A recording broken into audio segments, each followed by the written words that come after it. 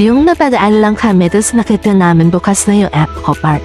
Kaya let's go! Check it out! Ayan, meron slide and nambitan. Gusto na nga i-try ni Tyler pero baby pa siya kaya wag muna. Dito na lang muna siya. Hindi ko alam magets kung paano siya gamitin kaya ganyan ba yan? O, shake na lang muna namin. Ngayon, nagsiso na lang din sila ni ate niya. Enjoy naman siya dyan. Default face niya lang yan.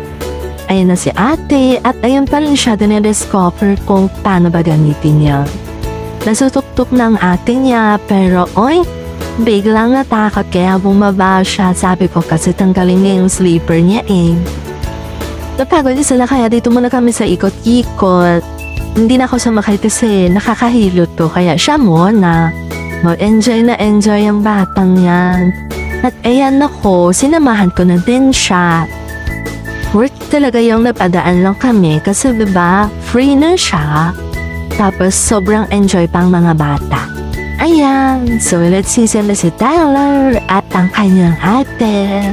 That's it for now. Thank you. Bako or Echo Park. Bye!